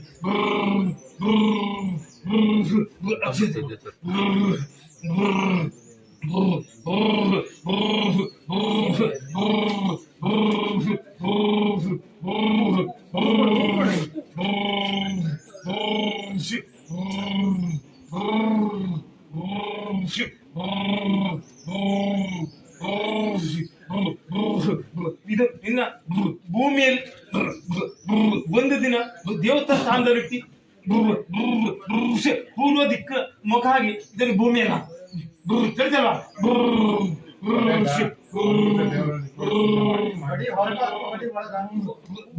ಭೂಮಿ ಒಳಭಾಗದಲ್ಲಿ ತಿಳಿದಲ್ವಾ ಪೂರ್ವ ದಿಕ್ಕು ಮುಖ ಮಾಡಿ ಚೆಲ್ಲು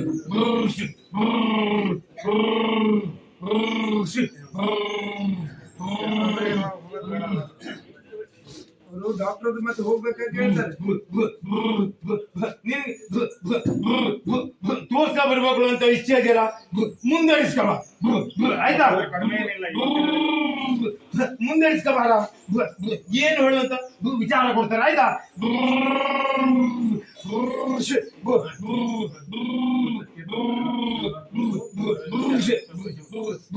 ನೀನ್ ನಾಳೆ ದಿನ ಬೇಕಾದ್ರೂ ಮುಂದಡಿಸ ಆಯ್ತಾ ರಕ್ಷಣೆ ಮಾಡ್ತೀನಿ ಆಯ್ತಾ ಇದನ್ನ ತೀರ್ಥ ಸ್ವೀಕಾರದ ಇಟ್ಕ ತಿಳಿದಲ್ವಾ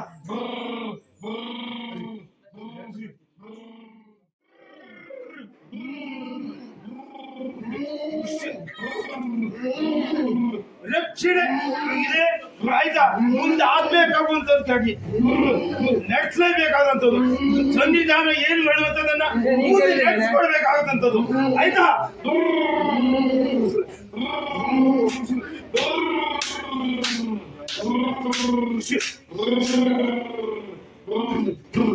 ಆಯ್ತು ಸ್ಥಾನ ಸೇರು ಆಯ್ತಾ ವಿಳಂಬ ಆಗುವಂತದ್ದಾಗ್ತದೆ ನಾನು ಧರ್ಮಾಧಿಕಾರಿಗಳಿಗೂ ಇಲ್ಲಿ ವಿಚಾರ ಕೊಡುವಂತದ್ದಿದೆ ತಿಳಿದಲ್ವಾ ನಿನ್ನ ಸ್ಥಾನ ಸೇರು ಮುಂದಿನಿಂದ ಇದೇ ಸ್ಥಾನ ಮತ್ತೆ ಕಳಿಸ್ಕೊಳ್ತ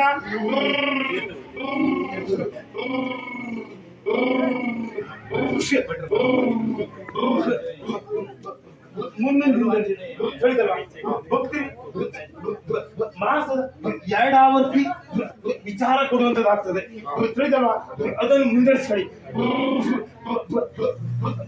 ಕಷ್ಟದಲ್ಲಿದ್ದಂತ ಭಕ್ತರಿದ್ದಾರೆ ರಕ್ಷಣೆ ಮಾಡಿ ನಡೆಸ್ಕೊಡ್ತೀನಿ ಆಯ್ತಾ ಅದನ್ನು ಮುಂದೆ ಈ ಮಾಸದಿಂದ 2 ಮಾಸದಲ್ಲಿ ವಿಚಾರ ಕೊಡುವಂತದ್ದು ಇಟ್ಕೊಳ್ಳಿ ಆಯ್ತಾ ಭಕ್ತರಿಗೆ ಕಳಿಸಿ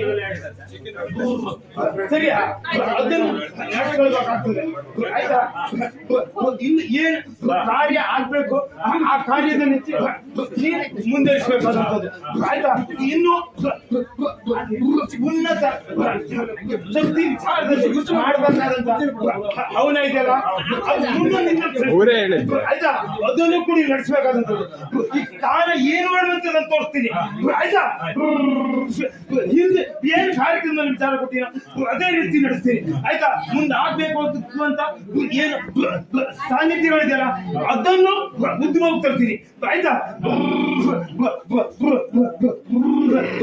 ನೀನು ವಿಚಾರ ಇಟ್ಟಲ್ಲೂ ಕೂಡ ನಾನ್ ಬರ್ತೀರಾ, ರಕ್ಷಣೆ ಇರುತ್ತೆ, ನಿನ್ ಜೊತೆಯಲ್ಲೂ ಕೂಡ ಇರ್ತೀನಿ ಆಯ್ತಾ.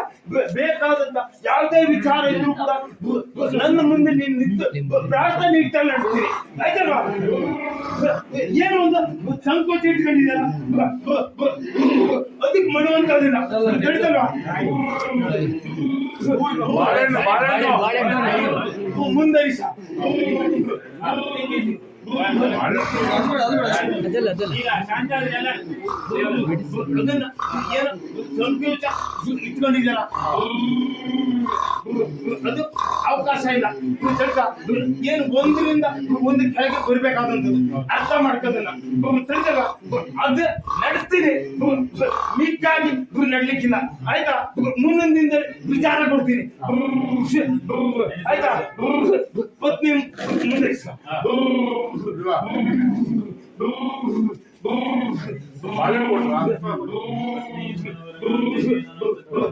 ರಕ್ಷಣೆ ಇದೆ ತಿಳಿತಾ. ಯಾವುದೇ ರೀತಿ ಭಯ ಪಡುವಂತದಿಲ್ಲ. ಏನ್ ಇಲ್ಲ ಆಗ್ಬೇಕು ಅಂತದ ನೀವು ನಡೆಸ್ತೀನಿ ಆಯ್ತಾ. ನಿಮ್ಮ ಮನೋ ಇಷ್ಟ ಇದೆ ನಡೆಸ್ತೀನಿ ತಿಳಿತಲ್ವಾ. ಬಾಳ ಮುಂದೆ